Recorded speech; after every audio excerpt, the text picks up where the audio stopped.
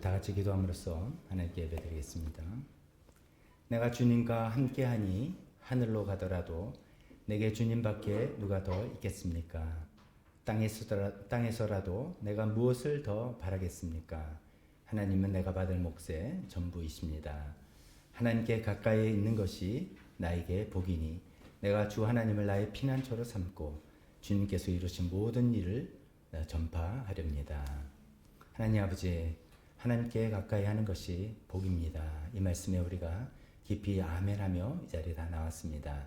하나님, 이 세상에서 우리가 바라는 것은 우리 소원이 아니라 우리 하나님인 것을 다시 한번 고백합니다.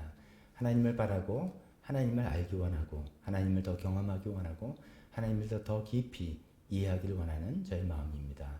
하나님, 그런 마음으로 오늘도 주님께 나와서 예배드립니다. 주님, 우리 마음을 열고 우리 생각과 우리 모든 것을 내어드리고 하나님을 바라보며 하나님을 가득 채우는 그 시간 되게 도와주시옵소서. 저의 예배를 받아주시길 원하오며 예수님의 이름으로 기도했습니다. 아멘.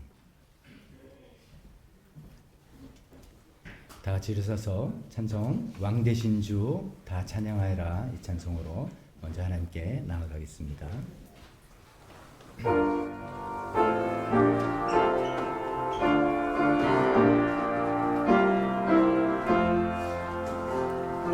왕 되신 주 다 찬양하여라.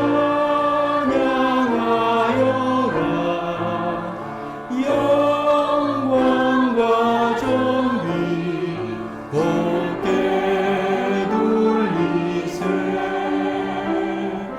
하늘 위에 높이 계신 주님의 말씀 존귀하도다.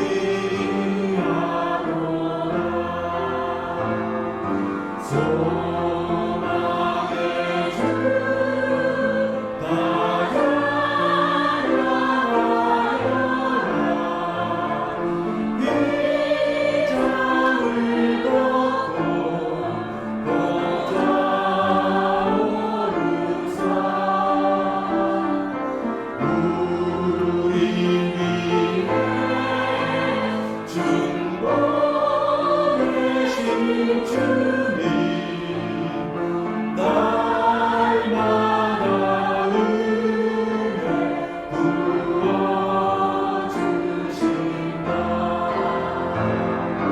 거룩한 주 다 경배하여라. 선하신 주께 다 찬양하라. 전사들도 다 경배하여라. 구세주 예수 영원하도다.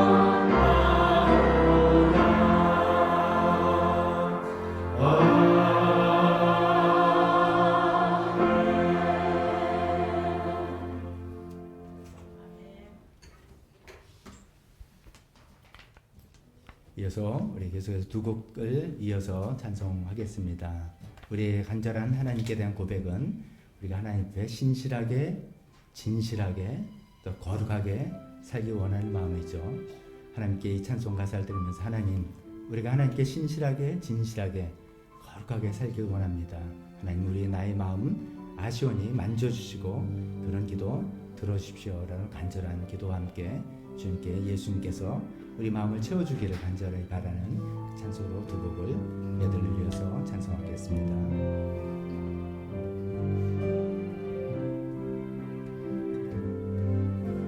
진실하게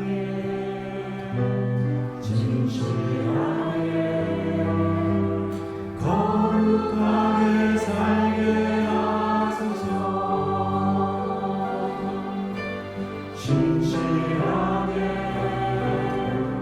진실하게 거룩하게 살게 하소서. 다시 한번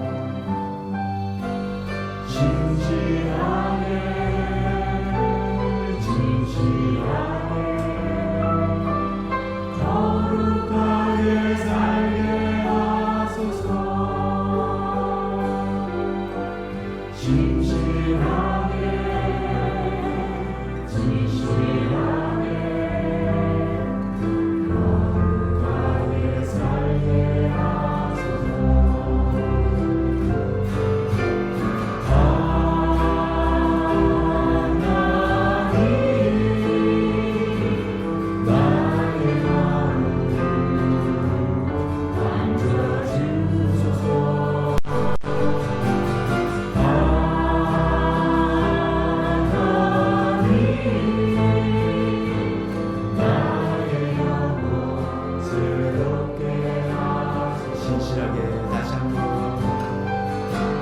진실하게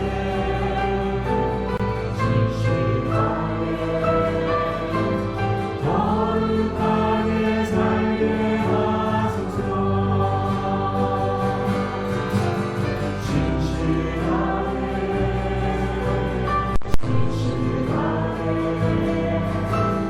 거룩하게 살게 하나님 나의 마음 만져주세요.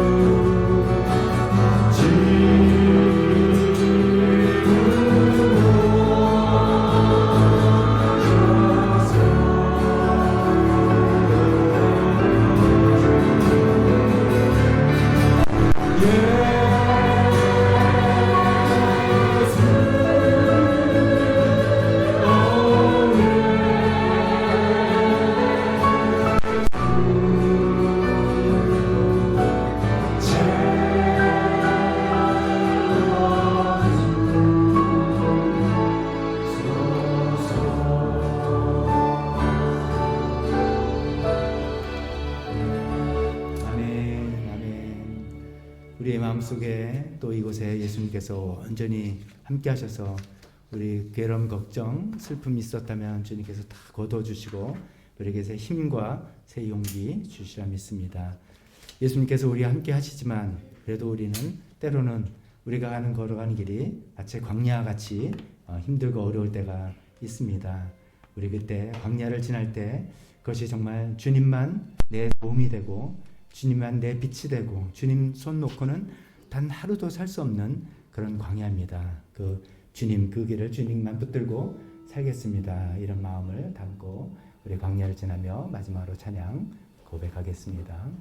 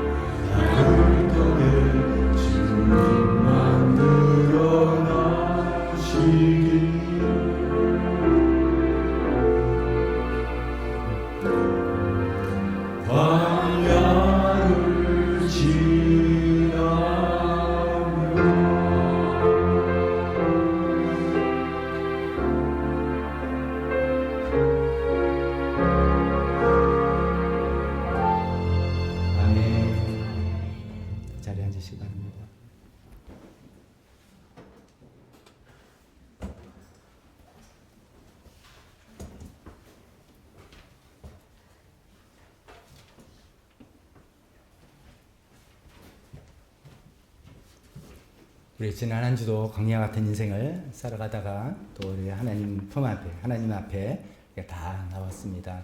오늘 하나님께 예배드려 오신 모든 분들 주님의 이름으로 환영합니다.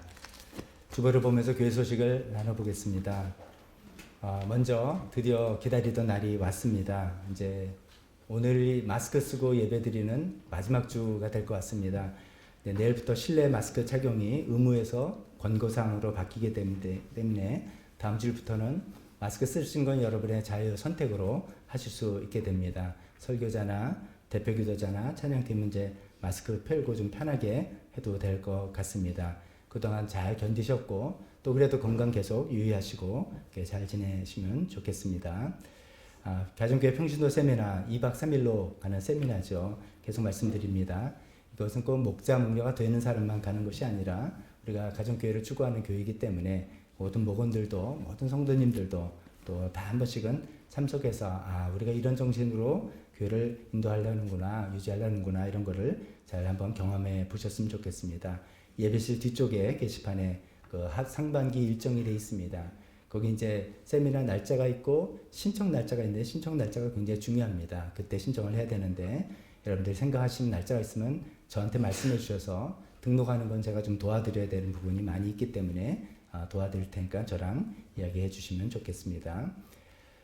카페 쪽에 있는 그 포스기에 단말기가 교체가 됐습니다. 새로운 걸 해서 이제 그 손님이 직접 꼽는 그런 단말기로 돼 있으니까 그 설명만 한번 들으시면 뭐가 어떻게 바뀌었는지 금방 아실 겁니다. 잘 사용해 주시면 좋겠습니다. 2월 헌금위원 손은경 목녀님과 이영아 자매님 2월달 헌금위원으로 수고해 주시겠습니다. 계속 건강을 위해서 우리 박간호 목부님의 시신경을 위해서 계속해서 기도해 주시기 바랍니다. 네팔 선교회 같은 제목인데 조금 변화를 하나 줬다면 선교지 네팔 시티 미션 교회 선교지인 도다니 마을 특히 우리가 굉장히 관심 갖고 또 후원도 하는 곳이죠. 수니타 자매님이 그 교회를 인도하는 평신도 자매님이 인도하는 그런 교회이죠. 그 교회에서 비카스 형제라는 형제가 하나님 소명 받고 신학교 가기 위해서 학교 갈 때 우리가 성경금으로 후원했죠. 그래서 이 비카스 형제가 그 신실한 마음이 계속 유지되면서 하나님의 귀한 일꾼이 또 될 수 있도록 우리 수니타 자매 또 비카스 형제 이렇게 이름 기억하면서 기도하면 좋겠습니다. 문세민 형제 그 훈련 들어간다고 제가 말씀드렸잖아요. 3주 훈련을 잘 마치고 제가 뒷자리에 앉아있는데 머리도 이제 짧게 잘 자르고 훈련을 잘 마치고 돌아왔습니다. 기도 감사합니다. 이 시간에 대표 기도와 헌금 시간으로 이어지겠습니다.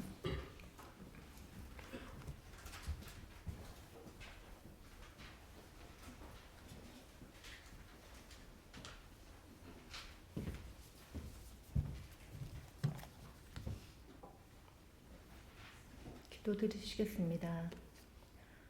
오늘 기쁜 주일날 저희를 예배의 자리로 인도하신 주님께 감사드립니다. 존귀와 영광을 받으시기에 유일하신 나의 하나님, 살아계셔서 지금 여기 함께 하시는 주님을 찬양하며 주님 기뻐하시는 온전한 예배가 되길 간절히 간구드립니다.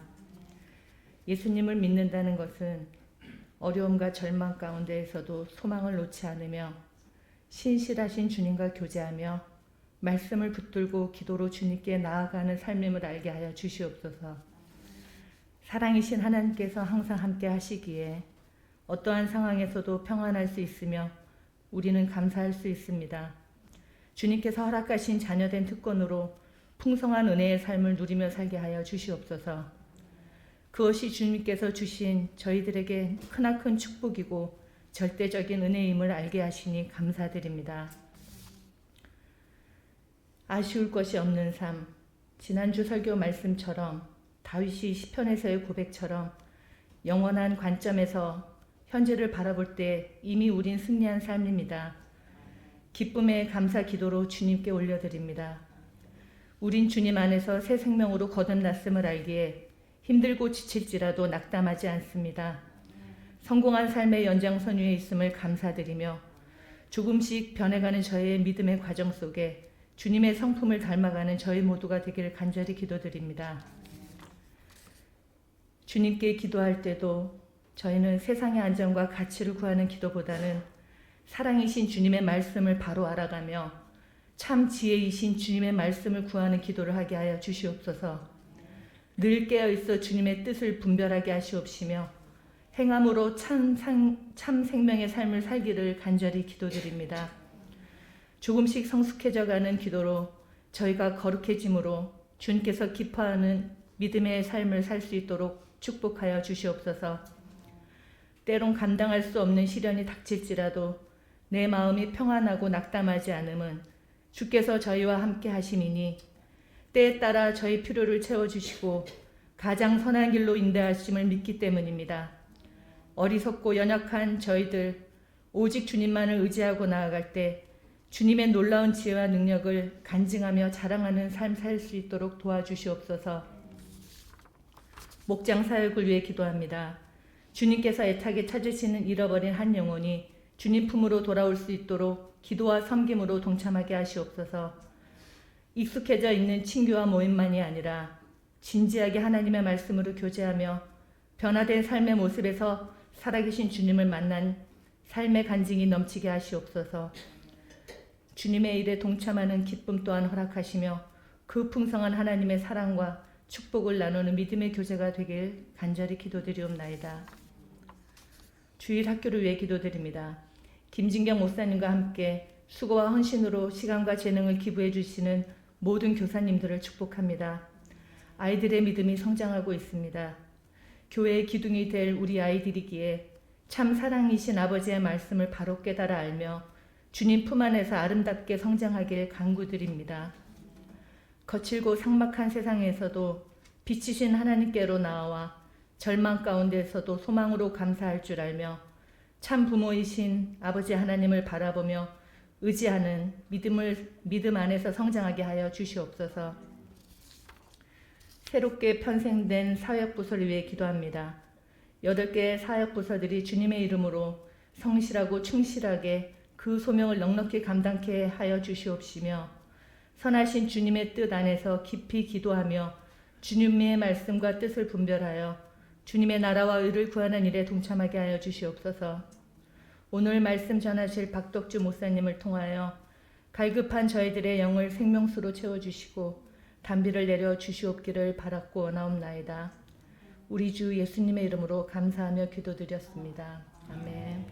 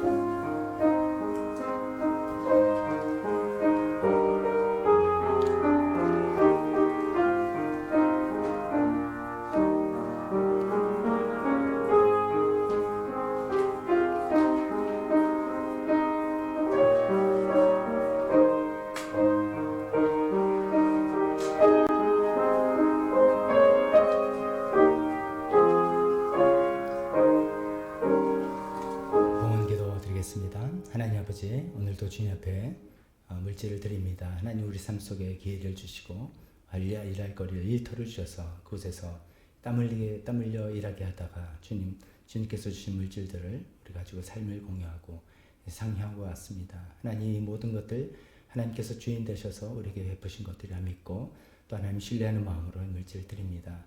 하나님은 우리의 물질이 필요 없으십니다만 하나님은 우리 마음을 받기를 원하십니다. 우리의 사랑을 받기 원하십니다.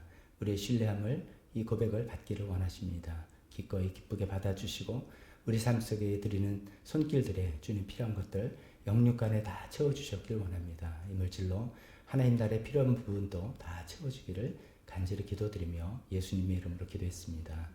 아멘. 설교 시간입니다. 우리 다 같이 일어서서 주보 안에 있는 설교 본문 같이 읽도록 하겠습니다. 지난 시간에 이어서 시편 23편입니다. 오늘은 23편의 5절과 6절을 본문을 했는데 앞에는 개역 한글로 개역개정보다 더 옛날 번역이고 어쩌면은 교회에서 쭉 신앙생활 하신 분들은 기억하실 그 번역본이고 그 밑에는 새 번역 우리가 현재 쓰는 번역인데 두 개를 다 같이 읽어보도록 하겠습니다. 먼저 개역 한글로 같이 읽겠습니다. 시작. 주께서 내 원수의 목전에서 내게 상을 베푸시고 기름으로 내 머리에 바르셨으니 내 잔이 넘치나이다. 나의 평생에 선하심과 인자하심이 정녕 나를 따르리니 내가 여호와의 집에 영원히 거하리로다. 새 번역으로 한번 읽어보겠습니다. 시작. 주님께서는 내 원수들이 보는 앞에서 내게 잔치상을 차려주시고 내 머리에 기름 부으시어 나를 귀한 손님으로 맞아주시니 내 잔이 넘칩니다. 진실로 주님의 선하심과 인자하심이 내가 사는 날 동안 나를 따르리니 나는 주님의 집으로 돌아가 영원히 그곳에서 살겠습니다. 아멘. 설교를 해서 잠깐 기도하겠습니다. 하나님 아버지, 계속해서 시편 23편으로 우리 인생을 돌아보고 있습니다. 하나님, 아쉬울 것 없는 그런 삶인데 그런 삶을 또 우리는 어떤 식으로 받아들고 봐야 될지 또 오늘 이 말씀을 통해서 생각해 보려고 합니다. 하나님, 성령의 빛을 비춰주셔서 우리 인생을 또 볼 수 있는 눈을 갖게 하시고 성령의 주님 하나님 관점으로 이해하고 받아들일 수 있게 도와주셨기를 기도드립니다. 예수님의 이름으로 기도했습니다. 아멘. 자리에 앉으시기 바랍니다.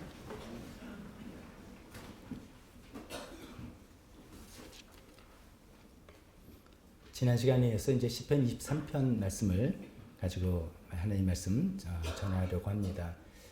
오늘은 이제 하나님께 초대받은 인생이다라는 그런 제목으로 살펴보고 있습니다.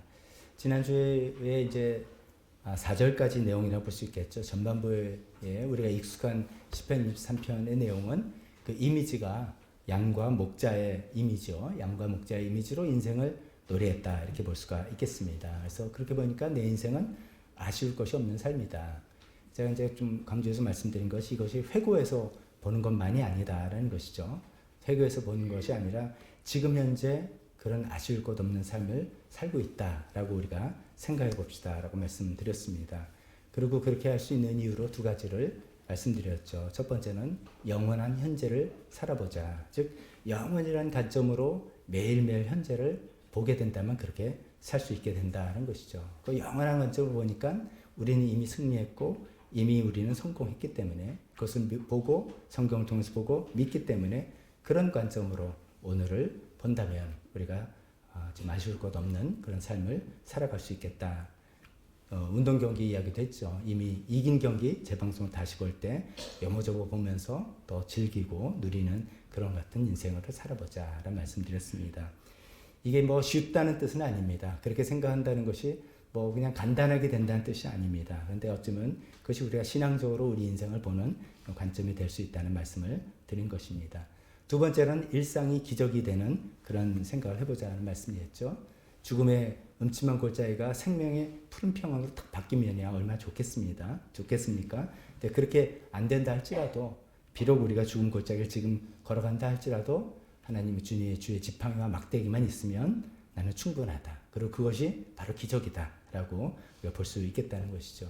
엄청난 일과 문제가 완전히 해결되는 것, 이것만이 기적이 아니라 작은 것, 일상, 이것이 기적이고 그래서 작은 것에 감사할 수 있을 때 우리가 그렇게 살아갈 수 있겠다 말씀드렸습니다.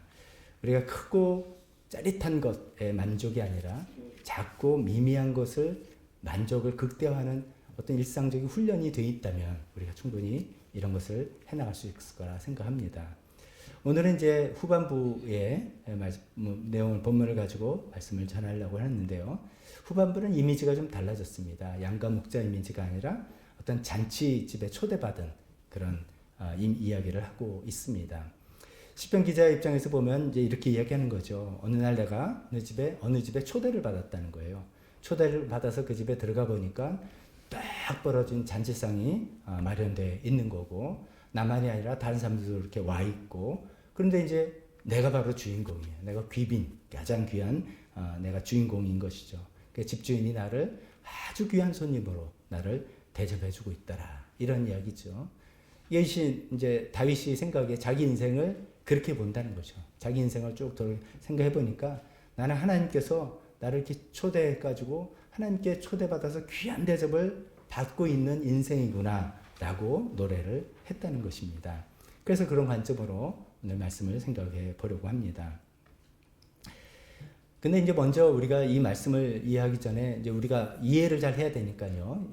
표현들을 이해해야 되니까요. 오늘날 우리는 만약에 요새 우리가 어떤 귀한 손님을 집에 초대했다. 그러면 대개 어떤 방식으로 하는지 여러분 각자 조금 디테일은 다르겠지만 뭐 이런 거 아닌가 싶습니다. 일단 이제 집안 청소 기본이죠. 집안 귀한 손님 오시니까 집안 청소를 해야 되고 그다음에 뭐 뭘 좋아하실까 생각을 해가지고 아주 메뉴를 본인이 잘하는 것 또 좋아하실 법한 거를 정해서 정성껏 요리를 하고 테이블도 다 세팅을 해놓고 오시면 어디 앉으라고 하지 그 자리도 미리 다 생각해야 되죠. 이런 게 좀 배려죠. 이렇게 딱 들어갔는데 뭐 아무데나 앉으세요 이런 거는 좋은 것 같지만 좀 당황할 수가 있습니다. 제일 좋은 자리를 생각한 데를 여기를 앉혀드려야지 하고 딱 주빈석을 딱 이렇게 딱 마련해서 여기 앉으라 그러기도 하고 뭐 여러 가지 있겠죠. 요즘 같은 날은 이제 들어오면 겉옷도 받아줘서 걸어주고 뭐 슬리퍼가 있으면 슬리퍼도 내주고 처음 오는 분 같으면 화장실이 여기 있습니다. 여기 있으니까 필요하면 언제든지 쓰세요. 뭐 이런 것도 있고 등등 이런 여러 이제 크고 작은 배려를 통해서 이제 초대받은 사람 입장에서는 정말 나를 지금 배려해서 정말 내가 극진한 대접을 받는구나 이렇게 느끼게 하려고 우리가 생각을 하지 않겠습니까? 이제 시편 23편 쓴 것은 이제 뭐 우리 같은 이제 사회 분위기 아니니까 중동 문화권이라는 것을 우리가 이해하면서 염두에 두면서 이해해야 되겠죠. 그래서 중동 문화권에서 귀한 손님을 맞이할 때 등장하는 필요한 사용되는 여러 가지 도구 요소들을 이야기하는 것이죠. 그게 상, 기름, 잔인 것입니다. 그래서 그런 표현이 나오는 거죠. 중동 문화권에서 이제 손님이 일단 오면은 그에게 손님의 머리에 기름을 발라준다는 거죠. 우리 같으면 왜 남의 머리를 손대냐 놀랄 거지만 그게 자연스러운 문화예요. 그 기름은 향유죠. 향유를 머리에 발라주면서 우리 집에 온 귀한 손님이라고 내가 맞아드립니다라는 그 표시예요. 만약에 손님이 오는데 기름을 안 발라주면 이 사람이 나를 왜 불렀지? 벌써부터 기분이 불쾌해지는 그런 예가 되는 것입니다. 마치 예수님이 한 바리새인에게 그런 일을 이야기했잖아요. 내가 왔는데 머리에 기름도 발라주지 않고 발 씻을 물도 내주지 않은 기본적인 어떤 손님 맞이하는 에티켓을 하지 않았다는 얘기를 우리가 생각해 볼 수 있습니다.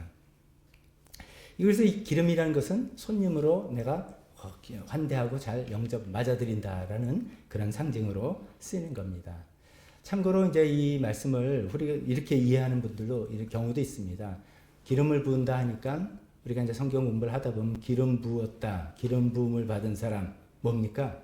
메시아, 그리스도. 그래서 여기서 지금 굉장한 어떤 인물을 직위에 지금 임명하는 그런 표시인가 보다라고 생각하지만 뭐 좀 전문적인 이야기지만 다른 용어를 쓰고 있습니다. 그렇게 메시아라고 우리가 이해하는 그 단어는 마샤크라는 히브리어 단어를 써서 그럴 때 이제 기름을 부은다 이렇게 표현하는데 시편 23편에 여기는 다시안이라는 다른 단어를 썼습니다. 그러니까 이건 그냥 순수하게 선적 접대하는 그런 상황이다라는 것을 표시하고 있습니다. 그래서 이렇게 기름을 머리에 향유를 부어서 아주 귀한 손님으로 맞아주고 있다는 것이죠. 그 다음에 두 번째 요소가 상이잖아요. 딱 들어가 보니까 딱 벌어진 아주 잔치상이 놓여져 있다 이거죠. 중동에서는 이제 그 문화상 그렇다 그럽니다. 초대한 사람, 그러니까 초대한 주인, 호스트, 초대한 사람의 명성은 그 동네 그 마을에서 명성은 그가 소유한 재산에 달려 있는 게 아니라 그가 초대한 손님에게 베푸는 식탁에 달려 있다 이런 거예요. 그런 이제 있습니다. 재산이 많아도 사람들 초대했을 때 그냥 엄청난 음식을 제공한다면, 그때 내가 거기 집 갔는데 그 사람 대단하대. 막 낙타고기에다가 뭐 별의별 게 다 나왔어. 그 사람 진짜 대단한 거야. 뭐 그런 거죠. 근데 알고 보면 어떤 알부자는 손님을 초대해도 뭐 조그맣게 내놓으면 아이 그 사람은 재산은 많은지 모르지만 영 아니야. 뭐 이렇게 이제 이야기가 되는 게 전형적인 중동 문화권이기 때문에 아주 그냥 엄청난 떡 벌어진 식사 잔치상을 차려놨다는 것이죠. 세 번째는 이제 음식과 함께 곁들여지는 잔, 포도주이죠. 여기서 좀 제가 이제 항상 이런 게 나오면 좀 마음에 걸리는데, 성경에도 포도주 나오네. 뭐 이거 마시는 거 문제 아니잖아. 이렇게 쉽게 생각하시는 분도 있을 수 있습니다. 맞습니다. 성경적으로 술 마시는 거 죄 아닙니다. 성경에서 술 마시는 걸 죄다 이렇게 명시하거나 그런 건 아닙니다. 근데 이것이 성경 문화권에서는 술이 음식이죠. 술이 그냥 음식의 일부이죠. 지금도 뭐 그렇게 드시는 분들도 있을 수 있습니다만은 우리나라 문화권에서는 술은 음식이라기보다 술이 주 아닌가 싶습니다. 우리나라는 안주가 있잖아요. 술이 메인이고 술을 곁들여서 안주를 먹는. 그래서 술 마시는 이유가 대부분은 뚜렷하죠. 뭐 취하려고, 기분 좋으려고, 뭐 이렇게 하는 음식과는 조금 성격이 다르고 또 굉장히 많은 다른 부정적인 이미지도 우리 사회에 여전히 있기 때문에 우리가 건전한 신앙생활 하신 분들은 술 마시는 것 피해야 될 것 같습니다. 건강상으로도 한 잔의 술도 건강에 피해가 된다는 거 의학적으로 다 나왔기 때문에 여러분 잘 생각하셔야 되겠습니다. 제가 이 말씀드리는 건 강조하려는 게 아니라 이 잔이 또 이렇게 나오는데 뭐 좋은 거 아니냐 이렇게 그냥 생각하실까봐 꼭 그건 우리랑 이 상황은 다르다는 말씀을 드립니다. 분명히 이 잔은 유리 글라스 잔은 아니었을 겁니다. 그 당시에는 토기 잔이었을 텐데 여기 잔이 넘치도록 포도주를 제공했다. 뭐 이런 것입니다. 시편 23편은 이제 멋있는 시적인 문구인데 내 잔이 넘치나이다. 옛날 표현으로 되어 있는데 이게 주님의 은혜가 풍성해서 오버플로우 넘칩니다. 라는 표현이잖아요. 이게 뭐 포도주를 많이 줬다는 뜻이 아니라 이런 융숭한 대접과 엄청난 대접을 받아서 이게 내가 풍성하게 접대를 받고 있다라는 것을 문학적으로 이렇게 이야기한 것입니다. 자, 이렇게 다윗은 자기 인생을 이렇게 이야기하고 있는 것이죠. 자기 인생을 다윗은 하나님의 손님이 돼서 하나님의 식탁에 초대받은 인생이다. 이렇게 이야기하는 겁니다. 하나님이 귀한 손님으로 나를 정중하게 맞아주시는 그런 인생이다. 또 너무나도 풍성한 하나님의 접대를 받고 있는 인생이다. 이렇게 이야기하고 있는 중입니다. 자, 그런데 우리가 지난 시간에 또 간단하게 살펴봤지만 다윗의 진짜 삶을 우리가 알지 않습니까? 다윗의 진짜 삶이, 성경에 기록된 삶이 어디 이렇게 좋은 일만 있었습니까? 굉장히 힘든 일, 목숨을 부지하려고 광야로 도망치고 배신을 당하고 뭐 여러 가지 자식들과 뭐 문제 여러 가지 좀 굴곡진 삶을 사는 것을 우리는 알고 있습니다. 그럼에도 불구하고 다윗은 자기 인생을 이렇게 묘사하고 있는 것입니다. 자, 이걸 어떻게 이해해야 될까요? 제가 예전에 그런 말씀 한번 드린 적이 있죠. 인생의 90은 해석이다. 인생의 90은 해석이다. 인생의 10은 나한테 일어난 사건이죠. 좋은 일, 나쁜 일 일어난 사건입니다. 그 좋은 일, 나쁜 일이 그대로 내 인생이 되는 게 아니라 그건 10에 불과하고 나머지 90%는 그것을 내가 어떻게 해석하느냐에 달려있다는 거죠. 비록 다윗 인생이 우리가 객관적으로 보기에는 이 사람은 참 힘든 인생을 살았네 라고 할 만한 인생이지만 정작 자기는 자기 인생을 어떻게 해석하냐면 나는 하나님의 풍성한 대접을 받는 하나님께 초대받아서 좀 대단한 대접을 받은 그런 인생을 살고 있는 사람이야 라고 해석했다는 것이죠. 이것이 어쩌면 신앙의 해석이고 신앙의 관점에서 하나님의 관점에서 자기 인생을 보는 눈을 가진 사람이라고 볼 수가 있겠습니다. 여러분의 인생은 어떻습니까?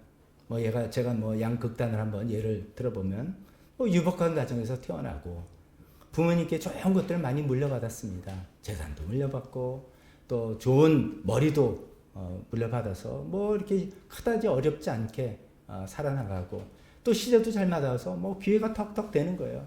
졸업하니까 직장 바로 있고 승진되고 올라가고 집 사놓으면 부동산 오르고 또 좀 해놓으면 또 올라가고 그렇게 어렵지 않게 살아가시는 그런 인생도 있으실 겁니다. 또 반대로는 지자지게 가난한 집안에서 태어나서 말로 다 할 수 없는 학대와 고난과 고통을 다 당하고 힘들게 자기 손으로 개척하고 살아가면서 여전히 힘겹게 살아가시는 그런 인생도 있을 것입니다. 이런 양극단 사이에 수많은 종류의 수많은 모습으로 다양한 모습으로 살아가는 그런 인생이 다 여기에 있으실 겁니다. 문제는 다윗처럼 해석을 잘해야 되는 것이죠. 내가 하나님을 알 때 내 삶이 어떤 실제로 어떤 모습이었느냐가 중요한 게 아니라 내가 어떤 것을 겪어 나가느냐가 중요한 게 아니라 나는 그것을 어떻게 해석하고 살아가고 있느냐. 다윗이 그렇게 목숨이 경각에 달릴 때도 있고 정말 그렇게 큰 배신을 당할 때도 있어도 그래서 다윗은 자기 인생을 나는 하나님께 초대받은 인생이야.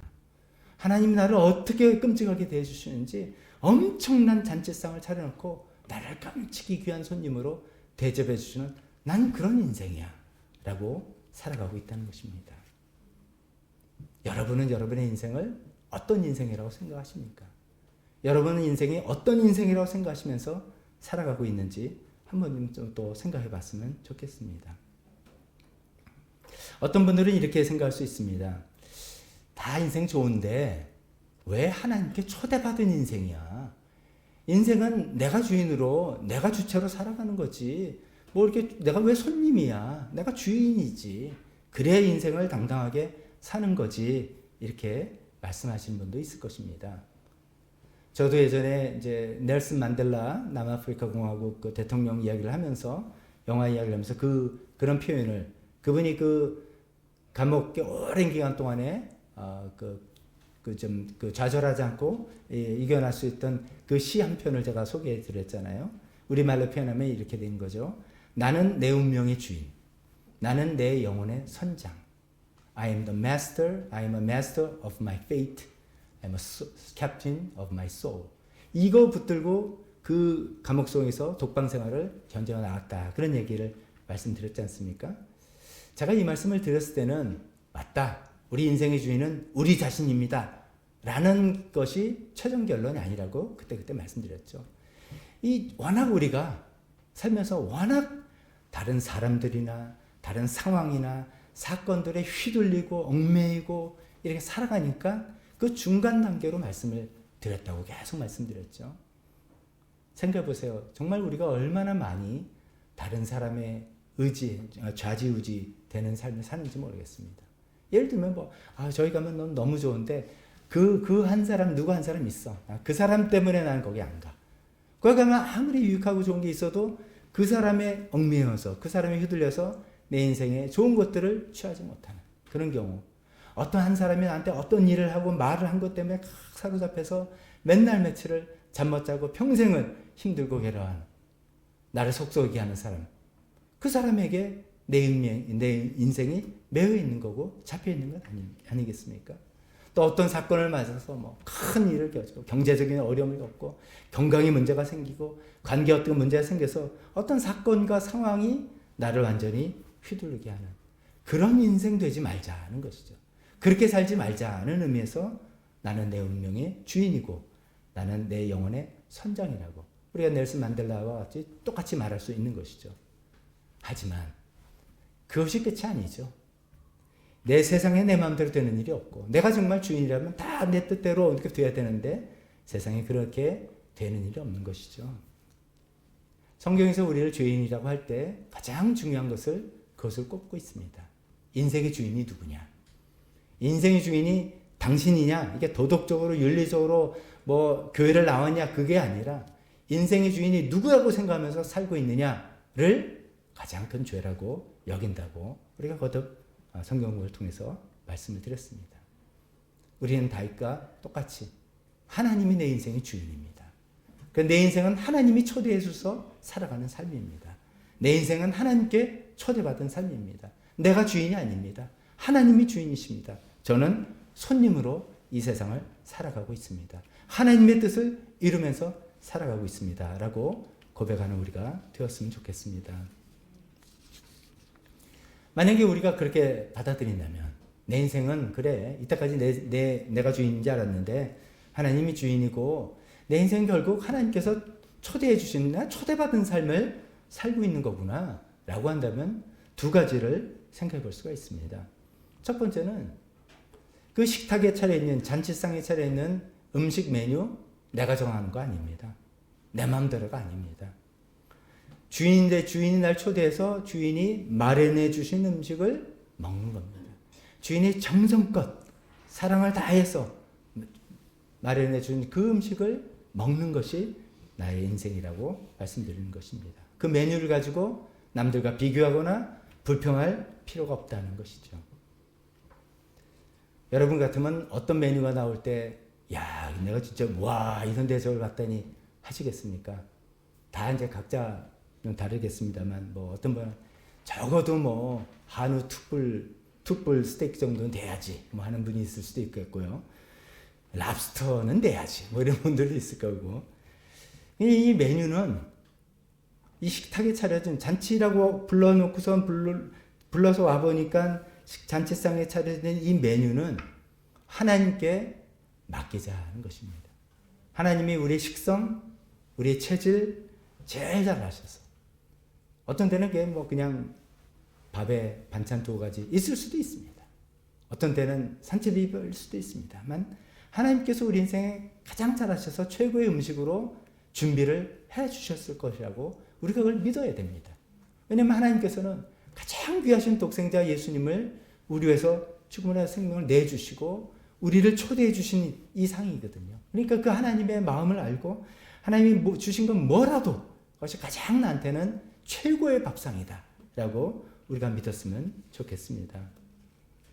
이것은 무슨 말씀이냐면 뭐 인생 메뉴라고 할까요? 우리가 삶의 모습이 다 다양하다는 거죠.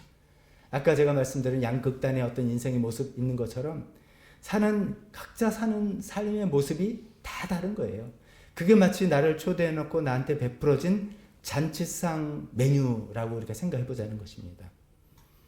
우리가 사는 집도 다르고요. 몰고 다니는 자동차도 다릅니다. 연봉도 다르고 휴가지도 다 다릅니다. 부모님도 다르고 배우자도 다르고 자녀들도 다 다릅니다. 다 다르고 그래서 어떨 때 보면 우리 집사람 왜 저래? 우리 남편은 왜 저래? 우리 애들은 왜 그래? 우리 부모님 뭐 이게 뭔가? 뭐 나는 이게 뭔가? 이렇게 생각해서 도대체 내가 받은 이 잔치상이 만족이 안 되는 거예요. 이걸 가지고 사람을 초대했다고 불렀나? 라는 생각이 들 수도 있고 그러다 옆에를 보니까 다른 사람이 받은 밥상을 보는데 아유 근사해 보이고 아니 뭐 저렇게 차려주지만 난 잘 안 차렸나 이런 생각이 들고 그렇게 된다는 것이죠. 우리가 까먹은 겁니다. 우리가 초대받은 손님이라는 걸 까먹은 겁니다. 우리가 주인이라고 생각하고 내 멋대로 돼야 된다고 생각하니까 까먹고 불만과 불평을 가지게 되는 것이죠. 이게 좀 비교를 하면 안 된다라는 생각을 많이 우리가 갖고 있는데 또 이런 생각을 저도 가끔 경험할 때가 있습니다. 제가 이제 굉장히 어떤 힘든 일을 막 겪고 있을 텐데 어떤 모임에 가거나 다른 사람을 만나서 이야기하다 보는데 들어보니까 엄청나게 힘든 일을 지금 이 사람이 겪고 있는 거예요. 뭐 저는 명함도 못 내밀 정도로 힘든 일을 겪고 있어요. 여러분들 그런 경우 있죠. 그럴 때 어떤 생각이 드세요? 좀 부끄럽지만 솔직히 2가지 생각이 다 들더라고요. 하나는 저 사람 참 안 됐다. 어쩌면 어떡하냐. 저 사람 어떡하냐. 생각도 드는데 또 한편으로는 난 낫네. 나는 훨씬 낫네. 아니 반응들이 없으신 거 보니까 저만 이렇게 나쁜 생각하고 있는 사람이군요. 너무하십니다 다들. 참 우리가 죄인이란 게 이런 것 같아요. 이게 비교를 하지 말아야 되는데 비교를 통해서 은혜를 받는 이런 인생의 아이러니가 있습니다.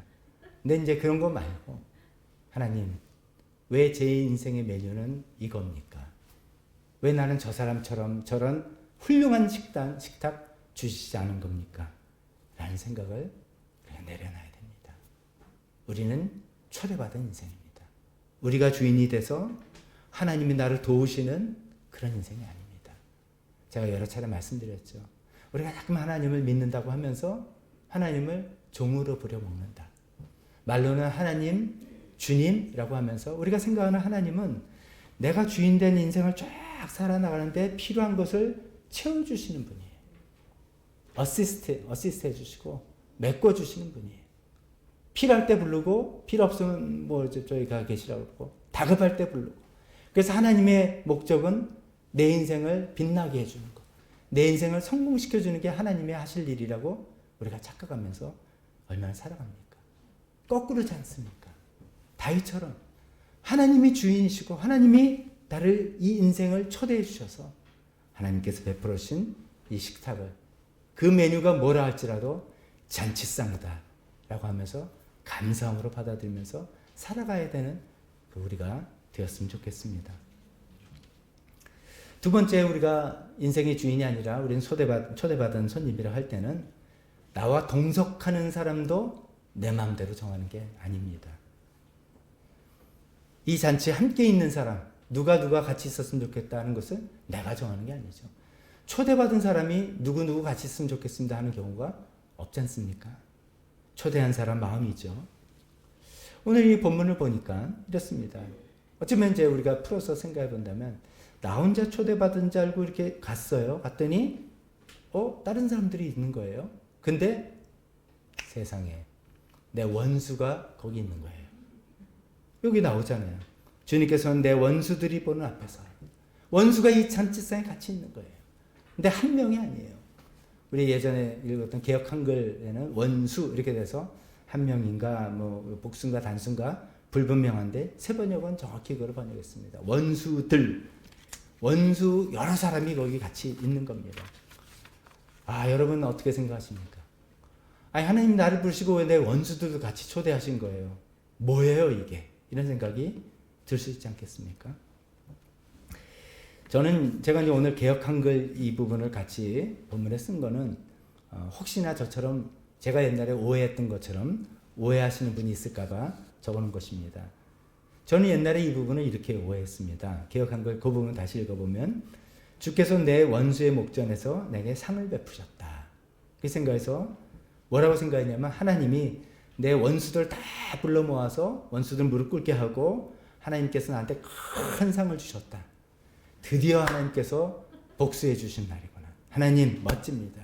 저들의 콧대를 납작하게 만들고 나를 딱 높이 세워서 주님 감사합니다. 이런 날이 드디어 왔습니다. 그래서 부끄럽지만 그렇게 기도한 적도 많습니다. 하나님 원수의 목전에서 제게 상을 베푸셔서 저의 억울함을 풀어주시고 저를 보복해 주십시오. 보상이라고 기도했겠죠. 근데 그 상이 아니라고 성경은 이야기하고 있습니다. 본문의 상은 그 상, prize, award가 아니라 밥상입니다. 잔치상입니다. 그래서 새 번역을 다시 읽어야 되는 것이죠. 주님께서는 내 원수들이 보는 앞에서 내게 잔치상을 차려주셨다는 것입니다. 원수를 갚기는커녕 원수들과 겸상을 하게 된 거예요. 뭐가 더 좋은지 모르겠어요. 원수들이랑 같이 밥을 먹는다고 밥이 목구멍에 잘 들어가겠습니까? 그래서 이제 이 본문을 그렇게 생각해 보면서 또 우리 인생을 생각해 보니까 그런 경우가 있는 거예요. 종종 있는 거예요. 그래서 이제 하나님은 왜 이렇게 하시지? 왜 나 혼자 초대하지 않으시고 원수들도 함께 초대하신 걸까? 이거를 한번 생각해 보게 되었습니다. 이제 몇 가지 이제 떠오르는 생각들이 있습니다. 첫 번째로는 궁극적으로는 이 본문과 상관없이 궁극적으로는 원수를 갚아주실 날이 온다 이거예요. 근데 그 원수는 사람 원수를 말하는 것이 아니라 원수된 마귀를 이야기하는 것이죠. 궁극적으로는 하나님께서 우리 모든 인류의 원수인 마귀를 심판하시고 처벌하실 날이 오는 거죠. 마지막 때가 온다고 생각하는 것이죠. 이제 그런 것이고, 하나님께서 왜 내 원수도 같이 초대하셨지? 이건 생각해보니까 그 사람은 나한테는 원수지만 하나님께는 원수가 아니에요. 무슨 말씀 아시겠습니까? 나한테는 원수인데 하나님께는 원수가 아니에요. 하나님 모든 사람을 사랑하시고 모든 사람을 품어주시는 거죠. 우리가 일생활할 때도 그런 경우 있지 않습니까? 3명이 이렇게 있으면 난 저 사람 너무 싫어. 근데 똑같이 친한 제 친구가 그 사람은 어때서? 난 괜찮던데. 난 너무너무 싫어. 그 사람이랑 밥 먹는 거 그렇게 부르지 마. 괜찮은데 우리 셋이 그냥 같이 놀면 좋겠는데. 그런 경우도 있으시죠? 또 얌전하게 그냥 계시지 마시고 반응 좀 하세요. 이게 나한테는 원수지 하나님한테는 원수가 아닌 거예요. 하나님 모든 사람을 사랑하십니다. 그래서 하나님께서는 그런 것에 그다지 신경을 쓰지 않으시는 거죠. 대신 하나님께서 신경 쓰시는 것은 초대한 나를 극진히 대접하는 것입니다. 하나님께서 이 잔치상은 네가 귀빈이다.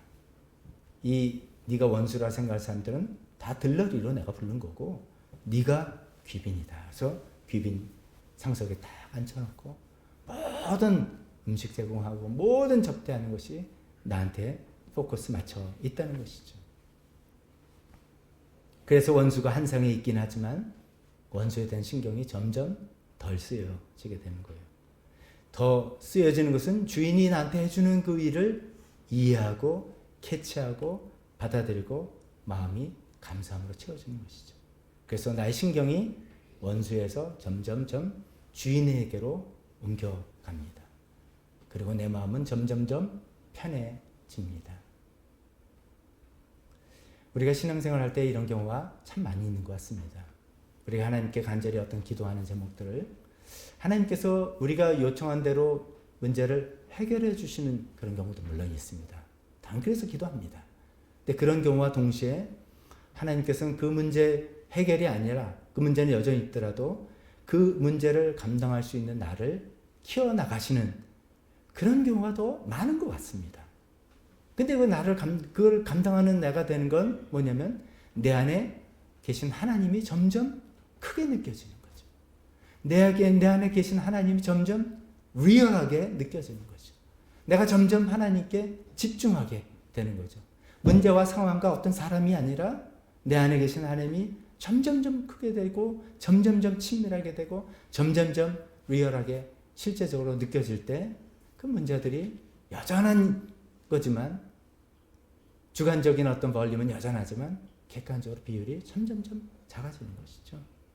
그래서 원수랑 지금 밥상을 하고 있는데 점점점 신경이 안 쓰이게 되는 그런 경우를 이야기하고 있는 거 아닌가 생각합니다. 또 한 가지는 이렇게도 볼 수 있습니다. 원수가 오히려 복덩이다. 이거죠. 원수가 오히려 복덩이다. 아니 뭐 그 얘기도 나오기 전에 이 얘기를 했어야 될지 모르겠습니다. 나의 원수는 누군가? 여러분의 원수는 누굽니까? 여러분 혹시 원수 없으신 분 있으십니까? 원수라니요. 저는 그런 사람 없습니다. 근데 원수가 뭐 철천지 원수 이게 아니라 원수가 이런 거죠. 나를 힘들게 하고 다 나를 괴롭히게 하고 나를 그냥 뭐 이제 사기치고 뭐 돈 떼먹고 뭐 배신하고 이런 사람으로부터 나를 정말 지긋지긋하게 힘들게 하는 사람이 다 원수죠. 그 원수하면은 제가 뭐 한두 번 써먹었을지도 모르겠는데 옛날에 그 우리나라 TV에 진짜 나왔던 거예요. 그 게임에 그런 거 있잖아요. 이제 정답을 한 사람은 알고 다른 사람이 말로 설명을 하면 그 사람이 딱 사자성어 맞히는 그런 게임 아시죠?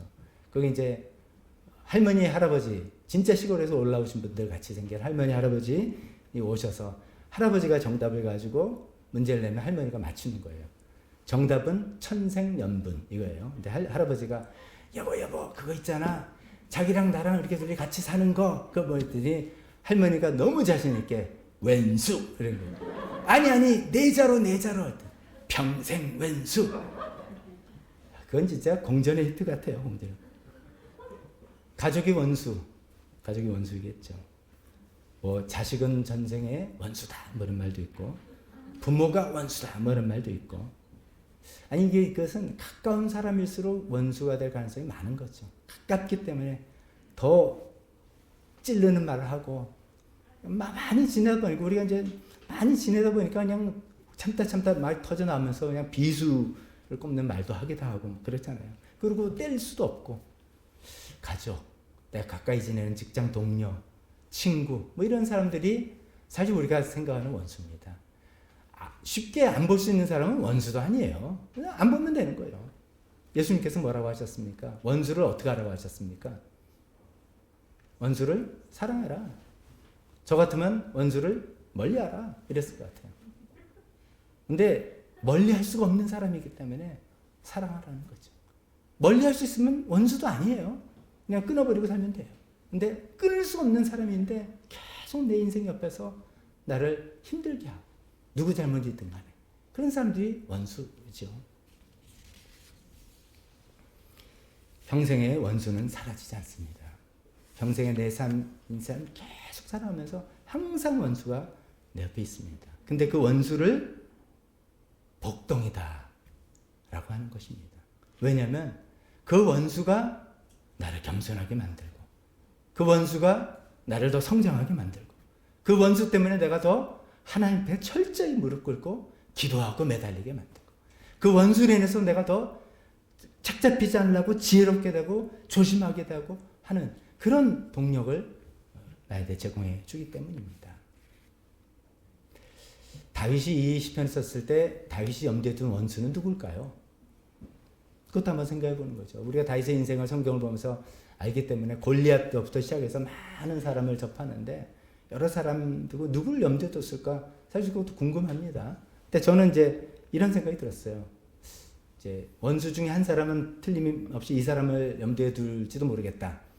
누구냐면 요압입니다. 요압이 누굽니까? 다윗의 조카예요. 가족, 조카예요. 근데 요압은 개국공신이자 군대 총사령관입니다. 굉장히 유능하고 굉장히 자기한테 필요하고 그런 사람입니다. 탁월한 인물입니다. 근데 요압은 다윗에게 참 힘든 사람이야. 왜냐하면 자기의 치부를 잘 아는 사람이에요. 어떤 사건입니까? 그러니까 다윗이 가장 잘못한 그 밧세바 사건 때문에 그 사건을 처리하기 위해서 부하장수 우리아를 죽이게 그 부탁을 요압에게 한 것이죠. 전쟁에 나가서 어떻게 해라. 자기의 치부를 요압은 알고 있어요. 그 다음에 요압은 자기의 속내를 환히 들여다보는 사람이에요. 자기가 잘못한 압살롬을 예루살렘에 다시 드리고 싶은 마음도 있는데 그럴 명분은 없고 뭐 어떻게 하자 할 때 우리 죽은 다윗이 압살롬을 이제 불러드리고 싶어 하는구나 라고 다 길을 다 만들어 놓은 사람이에요. 자기 속내를 누가 환히 보고 있으면 좋은 건 아니죠. 사실 좀 불편하죠. 또 요압은 자신의 약점을 지적하고 대드는 사람이었어요. 압살롬 죽음 후에 크게 통곡하고 울 때 그 좀 다윗이 건지 실수한 거, 잘못한 거죠. 오버한 거죠. 요압이 나와서 이야기합니다. 당신을 위해서 목숨을 걸고 싸운 병사들은 그럼 뭐가 됩니까? 당신의 눈물을 그치지 않으면 나를 포함해서 모두 당신을 떠나게 될 것이다. 유능하고 탁월한 인물이지만 요압은 하나님과는 별 상관이 없는 사람이었어요. 그래서 하나님 뜻을 거스리고 또 왕의 뜻을 거스리고 아브넬을 죽이고 압살롬을 처단하고 그런 월권 행위도 막 한 사람입니다. 근데 왕인 다윗조차도 어떻게 할 수 없는 거물이 되어버렸어요. 고맙고 유능한 존재지만 다윗에게는 어떤 면에서 원수였습니다. 뗄 수 없는 원수였습니다. 그래서 마지막에 솔로몬에게 유언을 하죠. 요압을 네가 처리해달라라고 유언합니다. 다윗 때문에 요압은 무척 힘든 시간을 살았습니다. 그렇지만 아까 말씀드린 것처럼 요압 때문에 더 겸손해졌을 것입니다. 요압 때문에 더 성장했을 것입니다. 요압에게 책 잡히지 않으려고 더 조심하고 중요히 생각하고 그렇게 했을 것입니다. 요압 덕분에 더 하나님께 무릎 꿇고 기도했을 것입니다. 요압이 알고 있는 사실 하나님도 알고 있다는 걸 알기 때문에 현실적으로 그걸 느끼기 때문에 더 하나님께 정말 잘못했습니다. 죄인이다 고백하며 겸손하게 매달렸을 것입니다. 요압이라는 원수가 없었으면 마음은 편했을지 모르지만 그만한 성장과 발전은 없었을 것입니다. 그런 의미에서 원수가 복동이다라는 말씀을 하고 있습니다. 어쩌면 그래서 하나님께서는 우리 인생에 원수를 치워주지 않으시는지도 모릅니다. 잔치상이라고 우리를 초대해놓고서 모으는데 원수까지 같이 초대한 이유가 그런지도 모릅니다. 이것이 너한테 힘들지도 모르지만 너한테 복이야. 그건 또 우리가 해석하기 나름입니다. 그런 하나님의 의도를 깨닫고 그렇게 받아들이고 우리는 그 원수에 신경을 쓰는 걸 점점점 줄이고 하나님께로 신경을 점점점 쓸 때 그것이 신경이 거슬리지 않냐고 하나님께서 나에게 주시는 축복과 은혜를 우리가 깨닫고 누리게 될 수 있을 거라고 생각합니다. 말씀을 정리해 봅니다. 우리 인생은 하나님께 초대받은 인생이다. 우리 그렇게 생각하면서 살아가면 좋겠습니다. 우리를 극진히 접대해 주시는 하나님이십니다. 가장 귀한 아들 예수님을 우리에게 내주시면서까지 우리 인생을 접대하고 우리를 귀하게 대해 주시는 하나님입니다. 그 하나님이 우리 인생의 주인이십니다. 오늘 혹시 아직도 나 자신이 인생의 주인이라고 생각하시고 하나님을 나를 돕는 분이라고만 생각하시고 살아 계시는 분이 혹시 계십니까? 얼른 생각을 바꾸시기 바랍니다. 성경에서 말하는 가장 큰 죄가 바로 그런 것입니다. 우리는 하나님께 그저 초대받은 인생입니다. 또 두 번째 생각할 건 우리가 그런 인생이라면 하나님께서 우리에게 베풀어 주신 인생의 이 식탁은 불평할 것이 없습니다. 남들에 보고 비교할 수 있겠지만 남들이 더 좋은 거 받은 것 같고 그런 게 보일 수 있지만 우리는 손님으로 초대받은 인생입니다. 하나님이 우리를 제일 잘 아셔서 우리에게 주신 그 식탁을 감사함으로 기꺼이 받아들여야 되겠습니다. 여러분의 인생 혹시 불평한 게 있습니까? 그걸 또 하나님께 오늘 내려놨으면 좋겠습니다. 하나님, 제가 착각해서 그랬어요. 하나님이 주인이라는 걸 제가 또 착각하고 내가 손님이라는 걸 착각하고 그래서 이게 뭡니까? 라는 불평이 있었던 것 같습니다. 주님 죄송합니다. 회개합니다. 회개했으면 좋겠습니다. 세 번째로 원수 그와 함께 초대했다는 거 불편하게 생각하지 맙시다. 그것이 오히려 복이다 생각합시다. 하나님이 알아서 어련히 알아서 우리 인생에 이런 사람들을 계속 붙여주고 계십니다. 그것을 오히려 복으로 받아들이고 혹시 그것도 하나님께 불평했다면 또 내려놓고 하나님 저는 그냥 초대받은 손님입니다. 하나님께서 나에게 최고의 것을 주신 것을 그저 잘 감사함으로 받겠습니다. 라고 하면서 살아가시는 우리 모두가 되었으면 좋겠습니다. 우리 반주해 주실 때 잠깐 기도하는 시간 갖도록 하겠습니다. 오늘 설교 시간 통해서 여러분의 마음에 하나님께서 어떤 말씀을 해주신 게 있다면 생각을 떠올리게 해주신 것이 있다면 그것을 붙들고 그것이 감사든 그것이 회개든 그것도 결심이든 어떤 생각이든 그 붙들고 하나님의 음성에 반응하는 시간 갖도록 하겠습니다. 기도하겠습니다.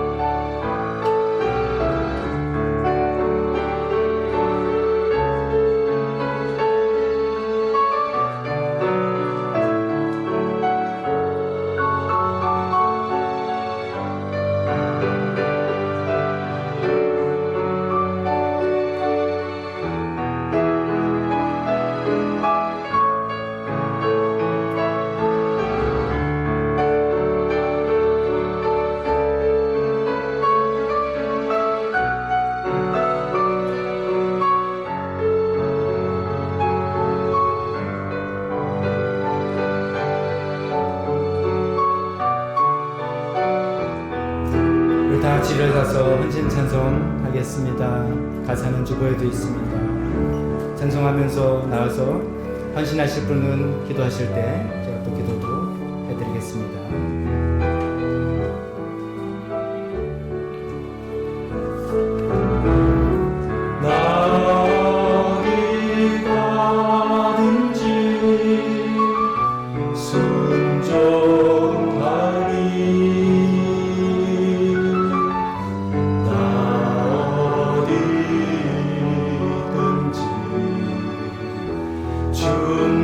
충성하리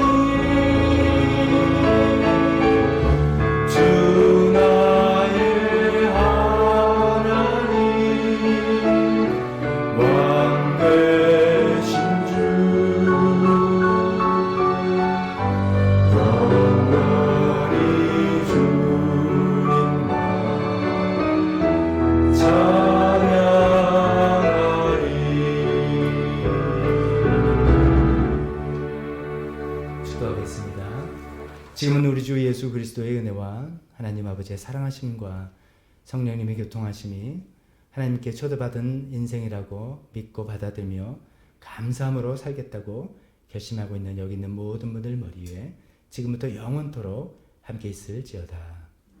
아멘.